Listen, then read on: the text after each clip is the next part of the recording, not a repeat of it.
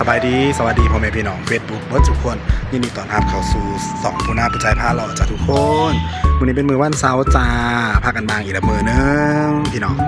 ก็ได้มาส่วนเอามวยมาหล่อตลาดนัดเครื่องมือสองคนเลินเนาะอยู่บิ๊กซีในเมืองจ้าทุกคนเดี๋ยวเราจะไปถ่ายภาพบรรยากาศตลาดไทยเบิ้งเลือเครื่องกับพ่อหนุ่มอยู่ในตัวละ10 บาทพี่น้องเดี๋ยวผู้น่าผู้ใจไปถ่ายเบิ้งแล้วจ้าคนตอนนี้ผู้น่าผู้ใจกับมาหอดแล้วอยู่บิ๊กซีเนาะตลาดนัดเครื่องมือสองตลาดกับพ่อหนุ่มถือนอสหบาทเนื้อมึงเนี่ยฮะกับพ่อหนุ่มพอยังไปใส่ใหญ่บ่เบิ้งให้แน่เดี๋ยวทุกคนเดี๋ยวปุ่นหน้าก็สิหล่อเบิ้งเนาะเครื่องมือสองกะลาอยู่เด้ไผวางกับมาหล่อได้เด้อพ่อหนุ่มอยู่กับเพื่อนกับซานนุ่งเฮ็ดงานนุ่งอันนุ่งนี้เป็นตลาดนัดเครื่องมือสองนะคะเริ่มต้น15 บาท20 บาทนี่20 บาทก็มีไอ้ที่ว่าวางมาเล่นมาหล่ออะไรเด้อทุกคนตายพ่อหนุ่มเลยนี่พ่อสื่อเนาะกระเป๋าใหญ่ได้เนาะมีเงินในร้านพ่อสื่อพ่อได้นุ่งกันนะพ่อได้นุ่งเด่นนุ่งเฮ็ดงานลงมาสัญญาณไปก่อนกระปุงกระเป๋าก็มีทุกคนหมูอับใต้35 บาทเครื่องเล็กนุ่งเล็กหน่อยบ่ได้แพงนี่โคเบิร์ดเนาะทุกคนอยู่บิ๊กซีอุบลนะคะใครบ้างมาเลาะมาเรียนไล่นะคะเริ่มต้น20 บาท30 บาท40 บาทก็ได้นุ่งมันเป็นเครื่องมือสองแต่ว่ากระนุ่งสำหรับเฮ็ดงานอยู่หออยู่ยังเนาะนุ่งนอนมาเจอไปรอทั้งห่างอีกวันหนึ่งแล้วพุ่นอาจจะไปถ่ายเบิ่งนะทุกคนเอาทุกคนตอนนี้มาหล่อบอลอ่านที่2เนาะเวลาของถือของขายเป็นหมอเป็นยังกางเกงตัวละ100เนาะมือ2อยู่ตาคุณภาพดีเลยทุกคนไปย่างเขาไปส้มไปเบิ่งกันเมื่อยจะบอกมาหล่อตลาดมือ2ผลเบื้องผลกระมี่พี่น้องตลาดนัดบิ๊กซีเลยจ้าเป็นเครื่องมือ2งามนะฮะพ่อหนุ่มนั่นเนาะ20 บาทนึงทุกคนไปนี่หอนั่นนี่นะฮะพอเขาเราบอกหมักหนุ่งซื้อมาให้เดี๋ยวทุกคนอย่างงามนะว้าวคนน่ะร้ายแห่งทุกคนแบบเป็นแกขายเป็นโรงงานเลยนะมาขายไปพี่วางกับมาหล่อเรนเดอร์บิ๊กซีอุบลนะคะตลาดนัดร้ายแห่ง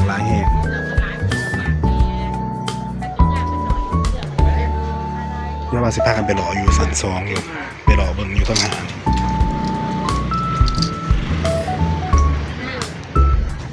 งามมากได้เก่งกาสันสงกรานต์เนาะเมื่อน้องมาซื้อสิเป็นนุ่งเนาะงามสงกรานต์เด้อพี่น้องตัวหนึ่ง55 บาท55อุตส่าห์บอกเกเนาะนุ่งเคินๆสิสงกรานต์บ่สามารถนี่ได้เด้อเดี๋ยวพ่อนุ่งแน่นี่นุ่งแน่นี่ใส่กระเป๋าไว้พยังนอกเมื่อยเดี๋ยวทุกคนมาหล่ออะไรเด้อตลาดนัดบิ๊กซีจ้าต้นหลังจากไปหล่อตลาดมือ2แล้วเนาะผ้าเมื่อยมายังในห่างจ้าไปเบิ่งของใส่ไฟฟ้านะทุกคนเยอะ3เมื่อยบ่เลยเสียยืดไปฝากมูจักโต3 โต 4 โตหาตัวเนาะจักสาวหายเพิ่นอีกเด้อมามือนึงบัดทีนี้เขามาหางเนาะทุกคนเนาะเขาให้ถ่ายอยู่ที่เนาะพากันไปเบิ่งเครื่องใส่ไฟฟ้าให้ว้าวแบบเย็นเลยมั้ยไปสันจ้องเลยบอกว้าวทุกคนเลิศแห่งบิ๊กซีอุบลนะคะตอนนี้เมื่อจะพายางไปเบิ่งเครื่องใส่ไฟฟ้าเนาะไปเบิ่งให้เอื่อยบอกตั้งจากนี้ก็จะเป็นเวทีก็สลามจะข่าวเนาะไปยางถนนคนเดินอยู่ในก่อนไกลๆตอนนี้อยู่บิ๊กซีแล้วจ้ะทุกคนไผว่าบางไปยางมาดินไรเด้ออุบลบิ๊กซีเฮาดิสัน2เนาะโอ้ยมีแห่มาหันเลือกเสือจนสิตายเงาเปียกอยู่มาทุกคนว้าวในห่างเนาะของอยู่ของใส่โทรศัพท์มีเยอะมีครบทุกคนห้างบิ๊กซีอุบลนะคะว้าขนมผลไม้ไหมน่ากินเนาะ9 บาทได้19โอ้มันเป็นอันนั้นว้าทุกคนครัวซองเลิศบริเวณแห่ง9 บาทนึง ของมาแต่มาเวเสือเนาะได้ไปเบิ่งก่อนพวกซองหนากินแห้งของใส่ของยังมีครบเบิดเลยจ้าทุกคน1 แถม 1มีโปรจ้าพี่น้องอยู่บิ๊กซี่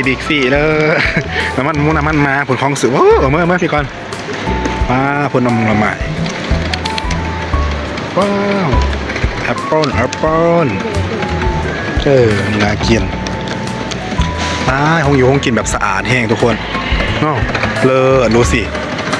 ว้าวแคตตาลูกแตงโมส้มค่ะก็บาทหนึ่งมัน20 บาทหนึ่งบอก20ลดเหลือ13บอกเลย13 บาทห่วยปอกให้ยำน้อยเพิ่งพอกินแถวน้องเลิศคุณน่ะทุกคนแจวเขาคนน้ำใหม่เนาะพักมีสะอาดแห้งทุกคนหามีศพมีสิโทรหามันตีมันหาเกี่ยมของกลับมาหล่อมายังเนาะสาวเนาะใส่เครื่องไฟฟ้าอยู่สลายคุณอาของซูของสายแบบลายแบบเลิศทุกคนเซิร์นเด้อพี่น้องไทยปักเซ่ฟังลาวเขาเด้อมาหล่ออะไรเด้อมิกซี่ห่างมิกซี่มันมีโปรซื้อ1 แถม 1จ้าตอนนี้ก็จะไปเบิ่งหมอฮอดหมออบไก่เนาะว่ามันจะเป็นราคาเท่าไหร่ทุกคนเดี๋ยวไปเจอกันหลังจากไปเบิ่งยังเกาะหมอเตาโอบเนาะกับพ่อแพงเนาะ1,000 กว่าบาทแต่ว่ารุ่นดีกับ1,000 กว่ารุ่นธรรมดากับ800 900เนาะเดี๋ยวว่าไม่บัดไก่สิเมื่อจะสามารถซื้อเบิ่งราคาไว้จ้าทุกคนว้าบรรยากาศทุกคนพุ่นน่ะเลิศเนาะเสื้อผ้าจ้าถือตะไบหอดีของสายอยู่นี่สุดเล็กหน่อยนะฮะ299พุ่นน่ะเบิ่งในพุ่นน่ะเครื่องเล็กหน่อยทุกคนว้าวพุ่นน่ะส่วนเสื้อผ้าเล็กเนาะอยู่บิ๊กซีเป็นเครื่องยี่ห้อแล้วก็รุ่นดีไปแล้วซะเนาะเมยเนาะนี่เขามาเสียบนี่ก็งามแล้วนี่แดกเกิดเหนือเมยบ้างแน่นี่แดกเกิดเป็นยี่ห้ออะไรนี่มัน90 บาทเลิศทุกคนเสื้อผ้าเล็กแล้วก็ที่นอนเล็กเนาะสำหรับที่ว่าเมดูออนนี่ว่าถือผ้าแหลกเกิดทุกคนอยู่ส่วนนี้เลยคนนั้นว้าวเลิศแห้งคนนั้นแบบมาอยู่นี่มันสบายตาเนาะเมื่อนั้นบางเนี่ยเดี๋ยวทุกคนน่าก็สิไปรอไปเบิ่งเพื่อนสลับบอกได้จังไหนเดี๋ยวจังมากันสุดตาราง300 กว่าบาทตัวนี้500ได้นี่แม่งเป็นสุดรวมเลยอย่างเดียว500 4 บาทสุดนอนเล็กหน่อยบางคนว้าวทุกคน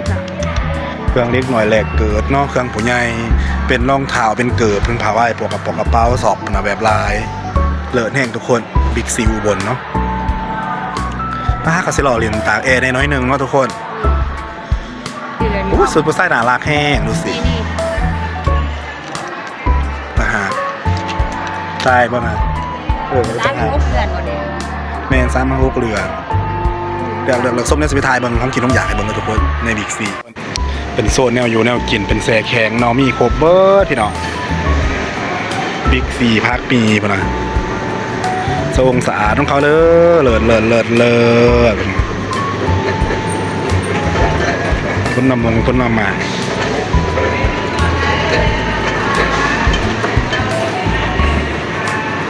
พวกอาหารแซ่แข็งเนาะทุกคนมีโคเปิด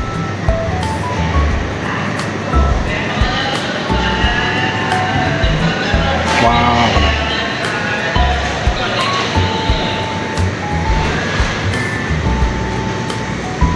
เป็นปลาเป็นยังเนาะ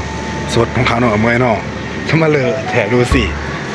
เป็นเกาะเป็นกุ้งนะคะทุกคนเขาไม่ได้แพงเลยปลามันจะเสียไปตอนนุ่งเอาเนาะปลาทับทิมมันเข้าไปเป็นแพ็คเป็นยังหวานเป็นตัวเป็นตนว้าวคนนั้นเลิศปลาแซลมอนทุกคนดูสิเลิศมากเป็นสินหน่อยก็มีแล้วก็เป็นกระเทียมเป็นสำเร็จรูปมาทุกคนได้นะคะโรชิก็มีนะคะเลิศทุกคนอยู่บิ๊กซีจ้ะสดแห้งนี่ปุณาบุญใจไปหล่อบิ๊กซีมาเนาะกับมะนางซิวก็เมยจ่าอยู่ร้านมาลองเบียร์อุบลนะคะทุกคนใครที่อยู่วารินกายไปกายมาอุดหนุนไหนเด้อจ้าว้าวร้านนางแห้งมีพุก2 เน็ตฟังนำเลยทุกคนเลิศจ้าบอลวิวถ่ายรูปกับนี่แล้วทุกคน จะได้พี่เมยหล่อเมื่อยแล้วกะหล่อเมื่อยแล้วกะมาซิวๆเนาะเลิศแห้งทุกคนไพ่ทิวไก่วาลินมาลินไหนเด้อจ้าลานเพิ่นสิมีโซนในเนาะเป็นห้องแอร์และทั้งหนาสิมีพุกซองแล้วก็มีผู้สาวลินเอาลินเบียร์ขออนุญาตขายได้ไหมคะ สวยค่ะเลิศมานางแห้งทุกคนฝากเลยเด้อฝากมานางเด่นไหนเด้อจ้าทุกคนอยู่เลยยังกรอบหานท่อไปเบย์บางนึงครับลงเตียมเนาะเลยลงเตียมขึ้นมานิดนึงกับเมนทุกคนอันนี้เป็นร้านมาลองบาร์เนาะมาลองบาร์อุบลจ้ะเลิศคนตอนนี้ผู้น่าผู้ใจกะมาอยู่ฝั่งวารินเนาะหลังจากไปรอบิ๊กซีไปเบิ่งเครื่องมือสองแล้วก็ไหลเสืออะไรยังไปฝากร้านเนาะตัวละ30 บาทตัวละ10 บาทเลยก็เมยฝากกุโต2 ตัวเนาะตอนนี้ผู้น่าผู้ใจก็มีโอกาสอะไรมานางหาดยังเกาะมาลองบาร์วารินอุบลอยู่วารินเนาะทุกคนเนาะคลิปนี้ก็มียังไลฟ์ฝากพ่อแม่พี่น้องเป็นกำลังใจผู้น่าเลยเด้อฝากกดไลค์กดแชร์กดติดตามผู้น่าผู้ใจด้วยนะคะตอนนี้ก็อยู่ที่ร้านอาหารในบ้านหลังเราเนาะทุกคนเลยพอกันมาคลิปหน้าสบายดีบ๊ายบาย